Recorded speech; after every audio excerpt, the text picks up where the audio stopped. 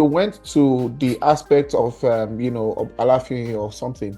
I really Yes. actually want us to go a little into the traditional institutions.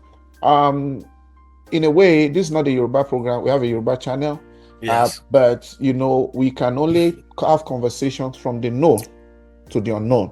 Of Like, course. okay, something that is relatable. But Yes. before we go into all of that, in one of my conversations with you, you said that slave trade and colonization, like, there are two sides of the same coin to you, or what do you want to expatiate on that? Because we Yeah. thought that slave trade was an era, then they now colonize. But to you, you have a very unique perspective. Can you share that with us? Absolutely. If we look at the results of if we compare the result of slave trade and the colonial era, we will reach the same conclusion, that it was an economic way of making sure we do the West African produce wherever the West demand or wanted, whether that's through hard labor or some manipulation. Simple as that. Slave trade was more forceful, and it was a lot more humane, and the same result. They're doing the same thing, forcing people to actually deliver what they want from those people. Colonization, manipulating people to deliver what they want for their own good, to do their biddings, and then brought back the wealth to the West. We from West Africa, the Francophobic region, we don't really have such a harsh view of that, because the British had a good way of making sure they manipulate you. They came with education, came with religion. Within the religion, they basically added a lot of interesting concept that made us comfortable with what they wanted to us to achieve, and what they wanted to achieve from delivering us from whatever evil there was that was Yeah, in our land at the time. that is so interesting. You drew an analogy of a pet that Yes. You want to share that with us? Absolutely. So the way I see it is, if I have a pet, if I don't have a pet. Okay. I just have a garden, and I set a trap in my garden, and my trap caught a wild animal. Nothing to do with me. It's just something I wanted, a wild animal, and I caught a wild animal. Started feeding the wild animal in a confined space, and then I started giving the wild animal more room to move around in my garden. Eventually, when I set the animal free, after a long period of time, the animal will not obviously want to go into the wild and source food himself, when he knows I will give him food regularly every day or twice a day. Same thing goes for if I go into the woods. We don't have thick forest here. The best we have in the city I'm in is woods. I go into the woods, I start putting banana and all sorts of things at the spot. I'm likely to find an animal eating those things after a while. The animal keep coming back. The animal realizes I was the one putting it there. I get closer to the animal, and the same thing will happen. Whatever I would like the animal to do later, whether I want them to perform in circus or whatever, I can use that animal to do so. The same thing with the animal I have in my garden. I could make the two animals different places, different perspectives, different circumstances to do my bidding, because I've created the trust, and I've then become their lunch or dinner ticket. So this is what the colonialists did to us and the slave drivers. Is that the way we are today? We're already like a Stockholm syndrome. We're already used to our oppressors. Exactly. So I feel like being in the wild, us thinking that, actually we're free. We fought for our freedom. We didn't actually fight for that independence that we claim we fought for. We were released. We were left. These Western countries realized that they couldn't hold on to all the colony they had because of the war that's affected the country. So they had to let go of a lot of administrative burdens. You said we were released. Were we released totally, or were released with strings attached? Well, there's a lot of strings attached. We were actually puppets. We were released, but you know when you have this performance and you have this puppet that you're controlling with, I think that's pretty much the best way to describe how our release. That we had people that were actually controlling our arms and legs and heads and doing all sorts of things. I mean, if you look at our financial situation, IMF is there to monitor and stipulate what needs to happen with various economy on the continent, whereas they're a lot softer. And when they give loan and things like that, the terms and conditions is very different to when loans are given to other countries or Western countries. That's just a typical example. And more, if we go to Francophobic regions, we will see how various abuses happened. Some central banks do not even exist in their country, exist in France. Wow. Yeah, so I know you are ready for me today. And when you sip water, I feel intimidated because it looks like, I am ready for you. I'm going to give it to you. All right. So let's talk about Nigeria. And, without mincing words, things are really tough for people back home. Yes. And when people at home think things are tough for them, things are tough for people in diaspora as well, in a way. Yes. Why? There are different segments of diasporans. There are people who have found their feet. There are people who are trying to find their feet, and there are people who are just floating. Yes. And for many of us, it's like being exiled. Someone said that Japa does not mean what did they? I like that illustration. It does not mean escape. It means fleeing.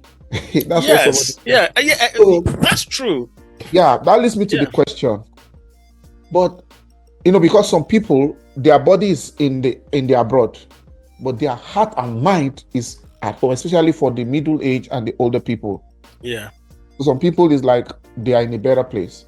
But to a lot of people who have their roots 10, 20, 30, 40 years or 50 of their life, some people even travel in their 50s. My question is this. There are people thinking of Japan as we are talking now because Nigeria is really, really tough for most people. Yes. It's not what we see on social media. No. What would you say to someone thinking of Japan right now?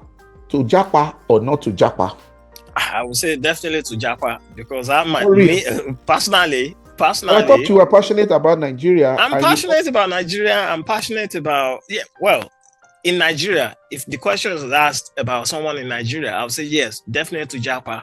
But if you ask me other parts of the continent, whether East Africa or South Africa, I may have a different view because the economic situation is different. There's a lot of insecurity, a lot of various challenges facing Nigeria right now that I am not even ready to settle myself in Nigeria full time.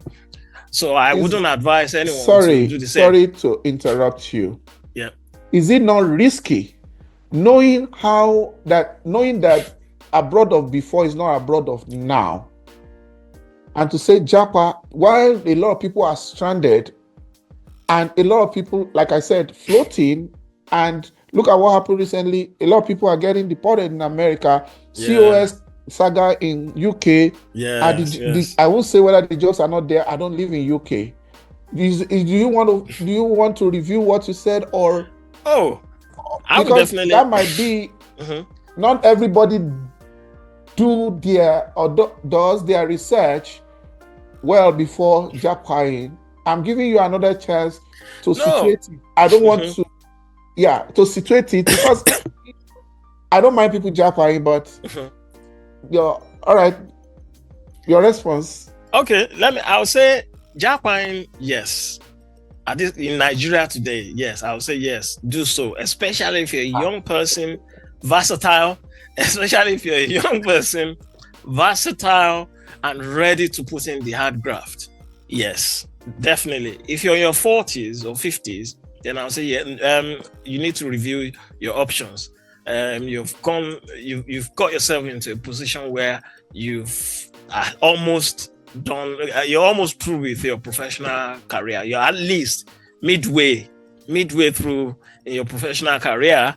If you're prepared to put in the graft, then you can consider that. But if you're considering that, as I said when we had the conversation before, that you don't, number one, do not sell your asset to do so, because you may have reasons to come back early. I've seen a lot of videos of people that actually regretted moving and they're planning to go back, and a lot of relationship break because people are used to a certain system. They come abroad and they have to work. Husband and wife don't see each other. They don't know what to do with their children. The children, if you're in the UK, if you're not up to a certain age, you can't be left by yourself. So they have to have nanny. They have to have all these things that they're not used to, or not even nanny. They have to actually find a nursery to put the child, or find activity where the child could be looked after when they've gone to work. So there's a lot of that pressure on parents, on people that just moved over, and especially if you have a nice executive job. Some people have an executive job in Nigeria, and then they move and they just couldn't secure anything remotely close to where they're coming from. That is on its own, it's a frustrating situation to be in. So again, for such people, I would say you need to review your options. But for young ones, I would say, I look at myself and think, well, it wasn't this bad. Nigeria wasn't this bad when I left. All right. Okay. I want to still ask additional, like riders or follow up to that question. Yeah. You say people who are younger, in their younger years, if they have the opportunity, if they want to, they could jump. Yes. Are there some guardrails? Are there some proviso? Are there some clauses that you might want, or tips, or things that you would love to see in place? Because sometimes, like in the past, people heard, like, okay, they don't even need to be told. They wanted to jump and they jumped. Yes. But probably they did not do their homework very well, because we saw somebody came on social media recently. Is it came or come? You manage my English like that. Sometimes English can be bitter, or Igbo can be bitter lemon. You know, and the person was crying on social media. She's not the first. We see a lot of people who only get to see the way things truly are, the true picture of things, only when they have landed. Are there tips or clauses or guardrails or whatever that, okay, you are not, or is it just a blanket thing that if you want to japa, just japa? Well, no, you're right. It's not a blanket thing, because it depends on what you're coming to do. If you're coming Sorry? Can you hear me? Yeah, yes. I said it's not a blanket thing, because again, people are in different situations. If you've completed your degree, hello? I am with you, Ade. Oh, you're still here. I was frozen. Yeah. Your video is it's better now. Sometimes it's better now. On me, yeah. Okay. Talking so as you asked, video. Keep on.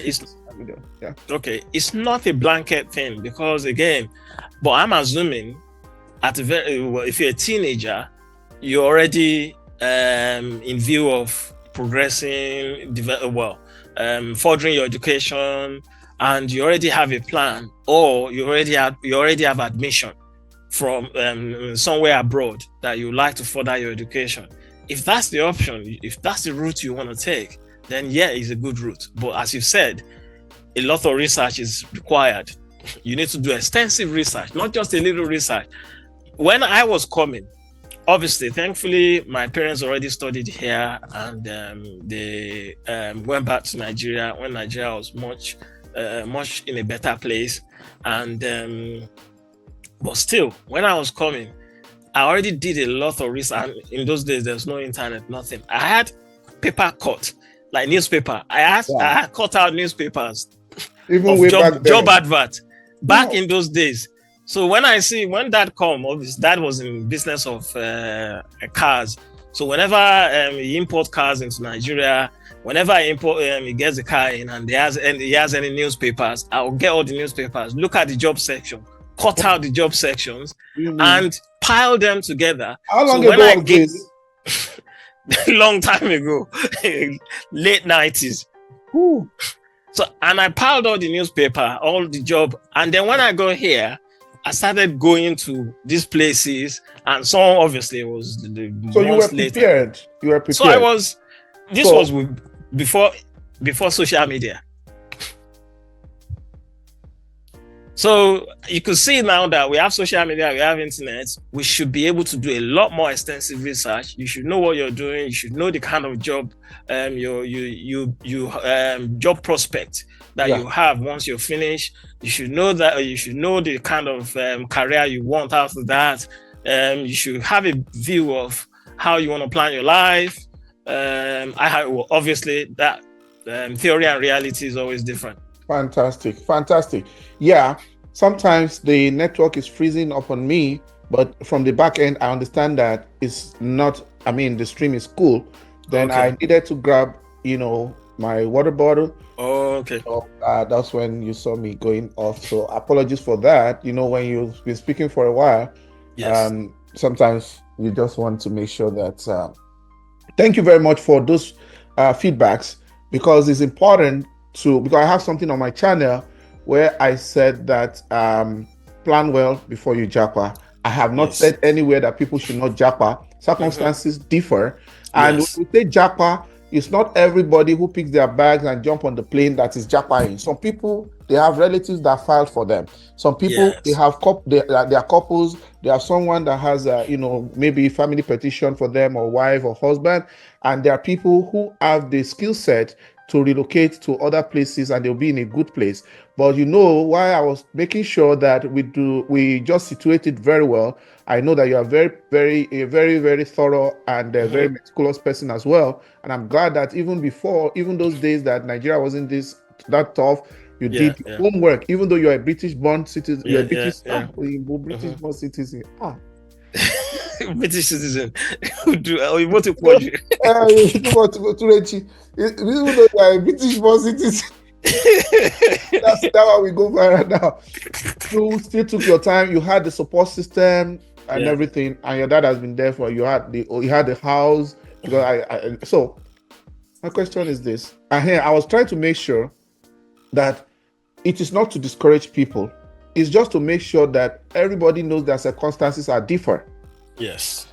Yeah. Do I need to go back to sleep, or I need coffee? No, let's just carry on. Circumstances differ. Yeah. Is it me that is speaking English like this? This will be worth shorting on YouTube. Circumstances are differ. Okay. All of them know that circumstances differ. Yeah. And you know that there are a lot of people in Europe today, especially your hero, that came through the back side.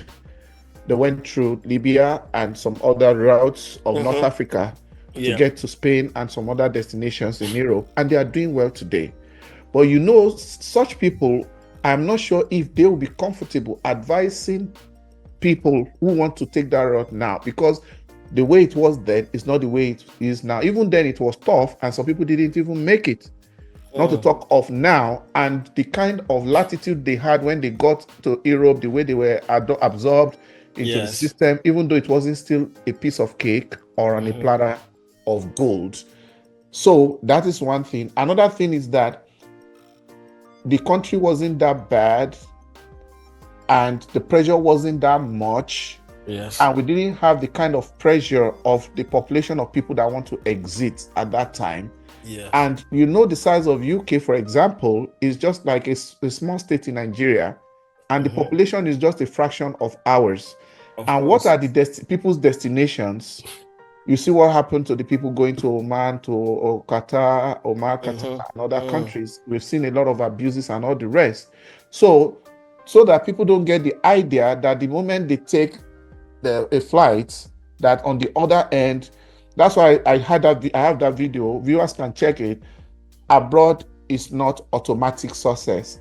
I didn't say it's not success, but it is not automatic. So you need to do your homework. Very important.